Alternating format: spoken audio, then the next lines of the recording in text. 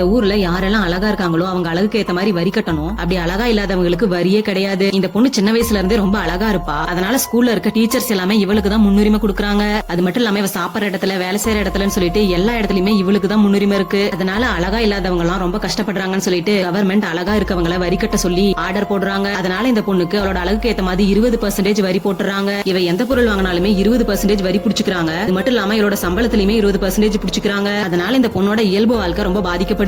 இந்த பொண்ணு வரி கட்ட முடியாதுன்னு சொல்லிட்டு போராட்டம் எல்லாம் பண்றா. இவ இப்படி எல்லாம் பண்றத பார்த்துட்டு கவர்மெண்ட் 20%ல இருந்து இன்னும் 10% இன்க்ரீஸ் பண்ணி இந்த பொண்ணுக்கு மட்டும் 30% வரி போட்டுறாங்க. அது மட்டும் இல்லாம இவள வேலையை விட்டு எடுத்துறாங்க. இப்ப காசு இல்லாம ரொம்ப கஷ்டப்பட்டு இருக்கும்போது பாட்டியோட ப்ராப்பர்ட்டியை விக்கலாம்னு சொல்லிட்டு முடிவு பண்றாங்க. ஆனா அந்த ப்ராப்பர்ட்டியை சேல் பண்ணாலுமே வரி அதிகமா கட்டுற மாதிரி இருக்கு. அதனால அந்த ப்ராப்பர்ட்டியை வித்தாலுமே கடனாளியா தான் ஆகும்னு சொல்லிட்டு ரொம்ப ஃபீல் பண்றா. இப்ப இந்த பொண்ணுக்கு ஒரு ஐடியா வருது. அவளோட முகத்தை ரொம்ப அசிங்கமா மாத்திக்கிட்டு அழகா செக் பண்ணி வரி எவ்வளவுன்னு ஆர்டர் போடுற இடத்துக்கு போறா. இவளை செக் பண்ண மிஷினே இவ அசிங்கமா இருக்கிறத பார்த்துட்டு எரர் ஆகிருது. அதனால அங்க இருக்கவங்க இவளுக்கு வரி இல்லன்னு சொல்லிட்டு ஆர்டர் கொடுத்துறாங்க. ஆனா கொஞ்ச நாளிலேயே அவ மாட்டிக்கிறா. அதனால இவளை ஜெயில போட்டுறாங்க. 5 வருஷத்துக்கு அப்புறம் ஜெயில இருந்து இந்த பொண்ணு வெளியே வந்து பார்த்தா உலகமே அப்படியே டோட்டலா மாறி இருக்கு. என்னன்னா இப்ப அசிங்கமா இருக்கிறது தான் ட்ரெண்டிங்ல போயிட்டு இருக்கு. மட்டும் இல்லாம அழகா இல்லாதவங்க தான் வரி கட்டணும், அழகா இருக்கவங்க வரி கட்ட தேவையில்ல அப்படின்ற மாதிரி உலகம் மாறி போயிருக்கு. இந்த மாதிரி நம்ம உலகத்துல கவர்மெண்ட் வரி செலுத்த சொன்னா எப்படி இருக்கும்னு சொல்லிட்டு கமெண்ட்ஸ்ல சொல்லுங்க.